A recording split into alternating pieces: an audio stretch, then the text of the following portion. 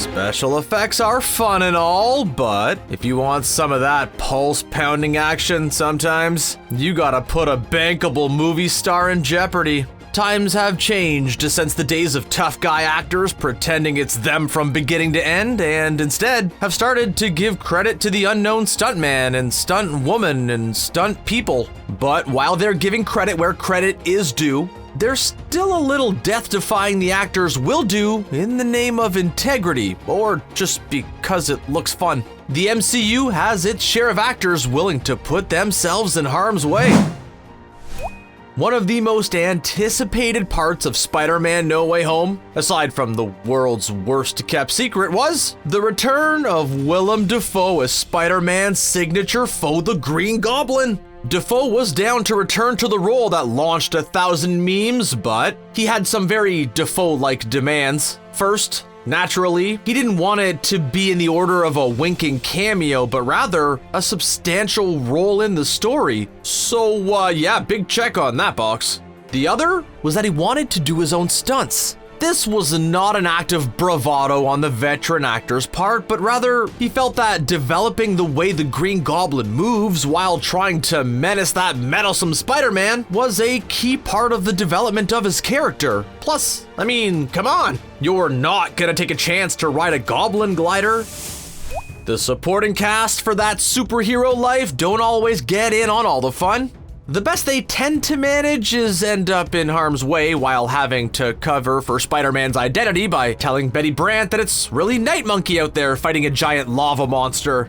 But for the finale of the home series, one of the themes was how much risk Peter Parker's moonlighting gig as superhero affects those around him, and whether he can accept that or not, even if they tell him they can. That means that Zendeya's MJ, did you catch by the way that she's MJ Watson but doesn't use that last name? And Jacob Batalon's Ned Leeds got a chance to get in on the death-defying action. Zendaya was happy to finally get a chance to wire up and then fall from great heights like her superhero co-star in order to give one of the other Spider-Men a chance to redeem himself after a rather tragic failure to do so in his own franchise.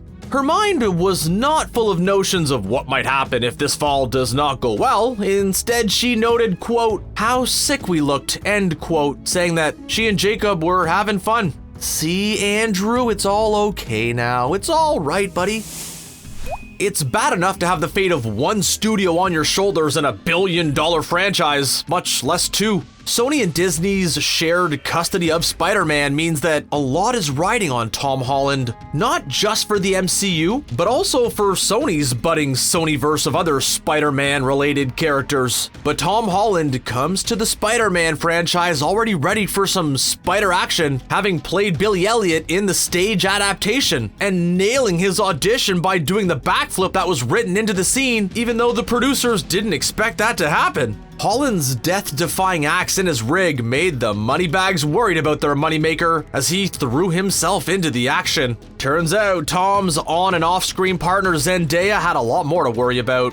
Talking to SiriusXM Radio, Holland admitted that the combination of tight suit and tight harness puts the squeeze on a body, and while they were filming the scenes where Spidey and MJ make a web-swinging break for it, Holland revealed that he farted. Batalon had his back though, confirming that the harness squeezes the intestines. Before Canadian actor Simu Liu landed his hit role on a sitcom and then became Shang-Chi, he made his way in the movie business doing stunts. Not only that, but he also had an extensive martial arts background. Shang-Chi really was a role he was born to play. He wasn't going to waste that opportunity, taking every chance to be in the action, including the adrenaline-fueled bus fight.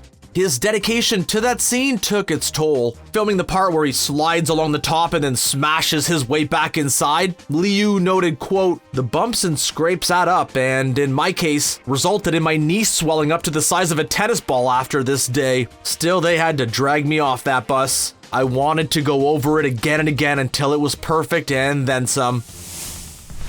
Once Feige no longer had to answer to anyone else at Marvel when it came to the MCU, the world finally got the Black Widow solo movie we wanted all along. Unfortunately, it came after we saw her sacrifice herself to save, half the universe. That meant that her solo movie became a family affair, reuniting her with deep cover Black Widow sister Yelena, played by Fighting With My Family star Florence Pugh, who graduated from pro wrestler to international super assassin. She didn't just bring an addictive charm to her assassin character that even made her foes like Kate Bishop like her, but she joined Scarlett Johansson in participating heavily in their own fight scenes under the watchful eye of master Black Widow stunt double Heidi Moneymaker. Director Kate Sortland noted that Pugh seeing Johansson doing a lot of stunt work motivated her to match her sibling co-star, noting that the actors did 90% of their own stunts. The other widows also got in on the action, but still had their own stunt doubles. When you have a stunt person as capable as Heidi Moneymaker, you really want to make the most of it. That includes throwing in her equally accomplished sister Renee, as well as having her work with the newest Avenger added to the roster, Kate Bishop. Kate Bishop actor Hallie Steinfeld praised Moneymaker for not only preparing her for the hard work of being the Avengers' new Archer, but also how Moneymaker was able to give her confidence to do the difficult fight scenes, noting, quote, "We got to a place where she could throw anything at me, but that didn't just happen. I definitely had to prepare for that."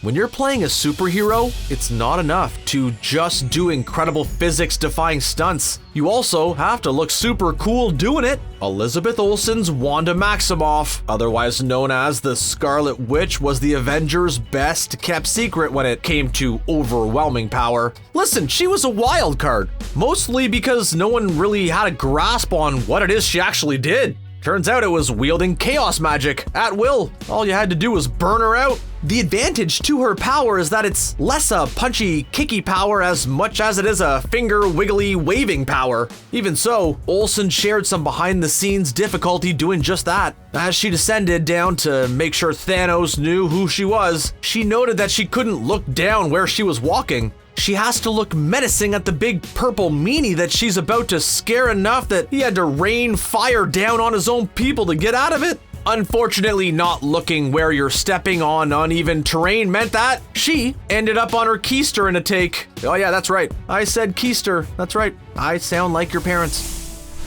Not all Avengers actors come to the franchise with action movie backgrounds. Marvel's Captain Marvel actor Brie Larson was best known for her role in The Room, which got her an Oscar, Golden Globe, BAFTA, Screenwriters Guild, Independent Spirit, Critics' Choice, and Canadian Screen Award for Best Actress. When she showed up to take on the role of Carol Danvers, she just kind of assumed that stunts were part of it. In an interview with Bustle, she said that while Carol is Marvel's first female superhero star, she is joining a growing team of actors who have been on the same journey. So you can imagine her surprise when she learned that she was going above and beyond how much training other actors had done before her. When she won the MTV Movie Award for Best Fight, however, she made a point of bringing her stunt doubles Joanna Bennett and Renee Moneymaker on stage to accept the award with them. It turns out that when Captain America throws his mighty shield, as often as it was allowed, Captain America actor Chris Evans was the one in there doing the swinging. In an interview with MTV, he remarked that since Captain America's powers were rooted in stuff that people can do, just more so, it gave him the opportunity when allowed to put the gloves on and step into the ring. He was sure to include the caveat of when they let him. After all, he had his own moneymaker to protect. Ooh, that handsome face.